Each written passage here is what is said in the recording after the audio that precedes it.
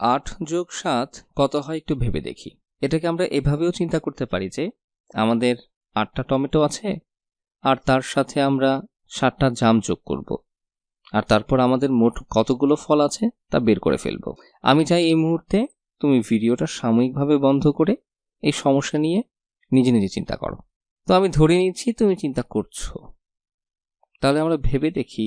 আমি এটাকে এভাবে দেখতে চাচ্ছি যে আমি আমার প্রথম 10-এর দল পাওয়ার আগ পর্যন্ত টমেটো যোগ করতে থাকব, আর তারপর আমি দেখব যে এরপর আর কত যোগ করলে সর্বমোট 7 যোগ করা যায়। তো যোগ করি। 1টা টমেটো, 2টা টমেটো, 3টা টমেটো, 4টা টমেটো, 5টা টমেটো, 6টা টমেটো, 7 আর 8টা টমেটো। এখন এই 8টা টমেটোর সাথে আমি 7টা জাম যোগ করব। তো শুরু করি। 1, 2, আর আমি এখানেই থেমে যাব, কারণ আমি আমার 10-এর প্রথম দলটা পেয়ে গিয়েছি। এই যে এখানে আমি শুধু 2টা জাম যোগ করেছি, আর আমার আরও জাম যোগ করতে হবে, কিন্তু কেবল 2টা জাম যোগ করেই আমি আমার 10-এর একটা পূর্ণ দল করে ফেলেছি। তাই এখন আমার কাছে আছে 10টা ফল। তাই আমি এখন এটা লিখে ফেলতে পারি। এটা একটা 2 অঙ্কের সংখ্যা, যেখানে বামের অঙ্কটি হলো 1। আমি মাত্র 2টা জাম যোগ করেছি। আমি এখন তৃতীয় জামটা যোগ করছি।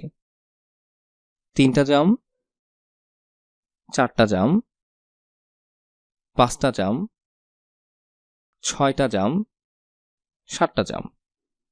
তো আমার কাছে একটা 10-এর দল আছে, যেখানে 1 লিখে প্রকাশ করা হয়েছে, কারণ এটা একটা 2 অঙ্কের সংখ্যা, আর তার দশকের অঙ্কটা হলো 1, যেটাকে এখানে লেখা হয়েছে। তো এটা 10-এর একটা দলকে প্রকাশ করে, যেটা এখানে দেখা যাচ্ছে। আর তারপর আর কত আছে আমার কাছে? আমার কাছে আরো 5টা 1 আছে। তো আমাদের কাছে আছে একটা 10 আর 5টা 1। তাহলে 8-এর সাথে 7 যোগ করলে কি হয়? 15 হয়। আর 15কে আরেকভাবেও প্রকাশ করা যায়।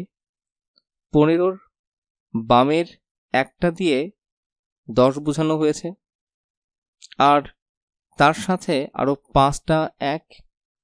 আর আরেকভাবে দেখলে একটা 10 হলো আসলে 10, আর তার সাথে 5টা 1। আর আরেকভাবে দেখলে একটা 10 হলো আসলে 10, আর তার সাথে 5টা 1 হলো আসলে 5। তো 8 যোগ 7 সমান 15।